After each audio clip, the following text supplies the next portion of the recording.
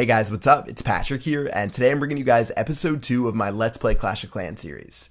So in episode 1, we went through the tutorial, we named my base, did a couple of the really basic things you do when you start out the game, but today we're going to get into the nitty gritty, do a lot of upgrades, probably not build any new buildings because we're going to stay at this town hall level, but we should be able to get a lot done. So before I do anything, for the sake of this Let's Play series, I'm going to go ahead and build my other 3 builder huts.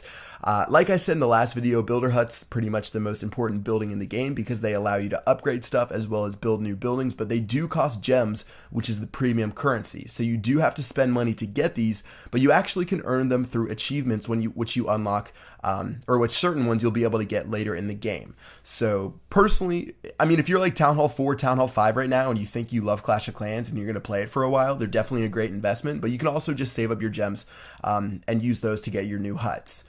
As far as for you people wondering what I'm going to do with gems in this series, the only thing I'm going to spend gems on is going to be on the builder's hut, which I'm doing right now, as well as speeding up my troops. So it might take a long time for me to put videos together if I'm not gemming my troops to speed them up a little bit. So I'll probably be doing that. But other than that, I'm not going to be spending it on resources, not going to be using it to finish upgrades, really just for the builder's huts and the troops.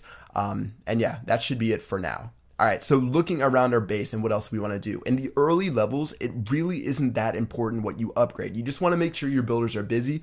Pretty much the only thing you don't want to upgrade right away is your town hall. And I'll explain it later. It's pretty complicated, especially if you're a new player, but just because the town hall seems like a really cool building where if you upgrade it, you're going to unlock a bunch of new stuff, it actually sets you back later in the game. That's the best way I can put it without you guys getting all messed up because we've really only done like 3 battles in this series. But I'm just going to go ahead and put all of my builders to work right now, and that's really going to help me out.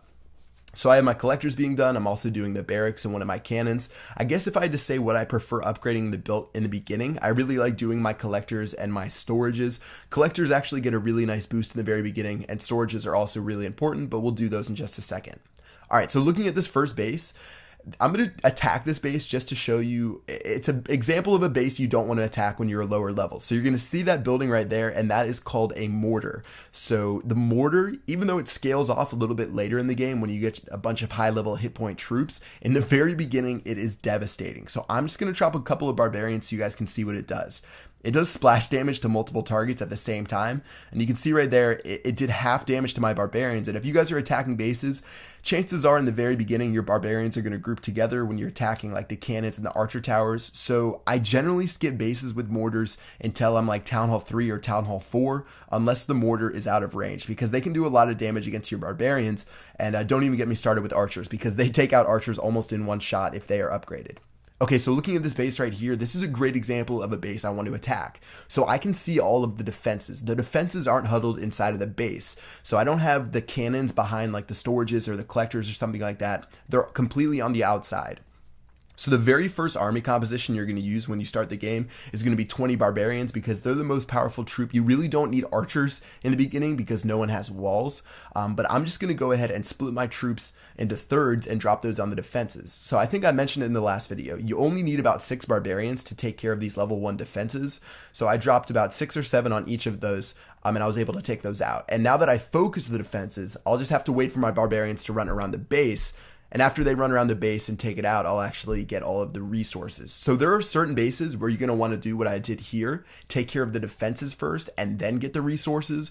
But I'm going to show you an example of a raid later in this Let's Play where I'm just going to go for the resources and I'm not going to look at the defenses. So a pretty common misconception people have in the very beginning of Clash of Clans is that trophies are like the end all be all.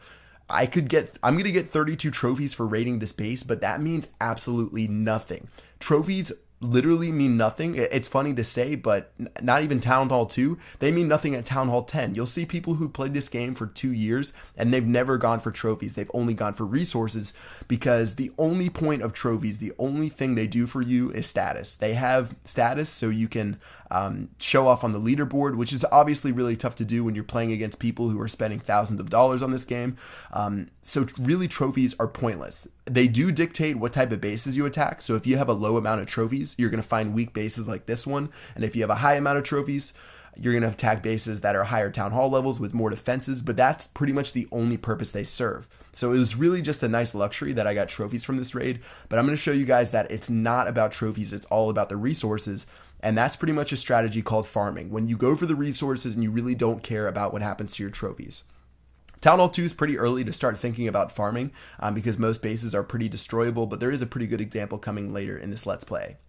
Alright, so that raid went actually really well, so we took care of everything, got a little bit of resources, we didn't max out anything, or we didn't max out our gold or our elixir storages, but let's just go ahead and train some more troops, and we also can take a look at what we want to upgrade next. So we had 3 things finished. I think we finished up our collectors because they were 5-minute upgrades, and let's just go ahead and see what we want to do. So we did get our gold mine to level 2, another really cheap upgrade, 700 elixir for 15 minutes, we can go ahead and get that done. Looking at the other 2, we actually have 3, so we have 1 more gold mine and then the 2 elixir collectors. So I'm just going to choose to upgrade those guys, and they shouldn't really take that long at all. So again, I'm pretty sporadic with what I upgrade. I'm not really caring too much. You don't have to be too technical. Once again, just don't rush your town hall, and you'll be pretty good for the rest of the game. Alright, so we have 1 builder available. Let's go ahead and keep raiding. And this base right here is a perfect example of what I was talking about earlier. Also, I'm mentioning that the mortar, you can see the mortar on the bottom left, but I'm not even going to look at the mortar for this raid. So where I don't think I've talked about where resources are located when you're raiding. They don't come from the barracks, they don't come from the cannons, they don't come from anything like that. All of the resources are located in the storages and the mines and pumps, which makes sense because that's where they come from in your base. So I saw the archer tower on the top right. I'm going to drop a couple barbarians to take care of that. And then if you look on the bottom left, there is a mortar down there, but since each defense has a range, I'm actually going to be out of range of that mortar. And all I'm going to be doing in this raid is going for the resources. So I'm taking care of those 2 pumps right there, the 2 gold mines up there, as well as 2 of each storage, the gold and the elixir storages. And that's going to give me all I need. I'm not focused on trophies. Once again, they are a luxury. I'm just trying to get resources because in the end, the whole point of the game is upgrading your buildings and your troops and having fun with your clanmates. It's really... That's what it's all about. So I've already broken through. I'm attacking these storages. If you take a look at those elixir pumps right there, you can see they're full of purple elixir. And that means that that's where most of the elixir is going to be. I just destroyed a storage and I barely got any elixir. But you're going to see when my barbarians take a couple swipes at that elixir collector, we're going to fill up on elixir and we'll be fine right there. All right, so I got a little bit lazy. Generally, I might have waited for my barbarians to walk around and destroy those gold storages and gold mines, but I decided to drop the rest of my barbarians just because, and those guys are going to break through that wall and go for this gold mine, and that should be good there. Yeah, we got filled up really quickly, and I think I mentioned this in the last episode. You really don't want to fill up your storages too much, but again, at Town Hall 2, it's hard to avoid that since there was so much available in this base. But yeah, we're pretty solid, and that does remind me that we probably should upgrade my storages pretty quickly. All right, looking at what we have left, we're at 32% damage.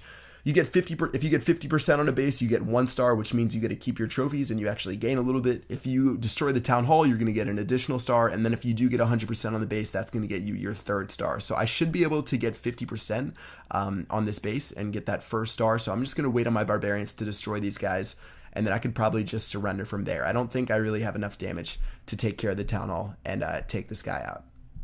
Alright, so I'm going to go ahead and fast forward a little bit. Nothing too much going on with this raid. They're just going to take a couple swipes at the town hall and then get shot down. But yeah, that's going to do it for this one. We filled up our storages. Let's head back to base and do another upgrade. So I'm only going to have 1 builder available because I have 2 on the gold mines, 1 on the barracks, 1 on the cannon.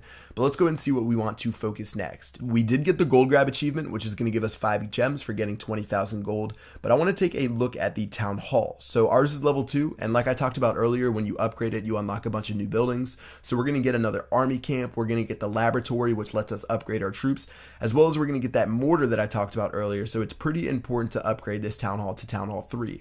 You can sort of speed your way through the early Town Hall levels, so like from Town Hall 2 to Town Hall 5, but from then on, you really want to slow down and do all the upgrades you can for each Town Hall level.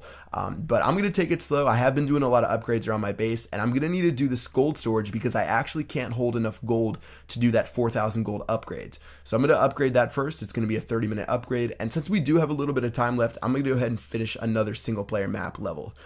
So Goblin Gauntlet, again, another really easy one. I'm just going to drop a couple barbarians on each side. Going to drop 6 on that cannon, 6 on this cannon, and then after they take care of these cannons, they'll just run around the map and they should be able to destroy the rest of the base. So yeah, that's pretty much the strategy in the very beginning. I really don't like using archers until you see a lot of bases with walls, but in general, the barbarians are extremely powerful, especially at level 1 compared to all the other troops, mainly the archer and the goblin. But using that always works, and we're going to be able to get another 1,000 gold and another 1,000 elixir. Alright, once again, we head back to base. None of our upgrades have been done, so it's time to wrap it up for this video and move on to the next one. Hope you guys are enjoying this series, for you new guys who are learning about the game, and then for you old guys who are looking back at these low levels and wondering how the upgrade times are so slow and so cheap. It's pretty nice, and it's really fun to start a new account and play again. Hope you guys enjoyed, and I'll see you guys later. Peace out.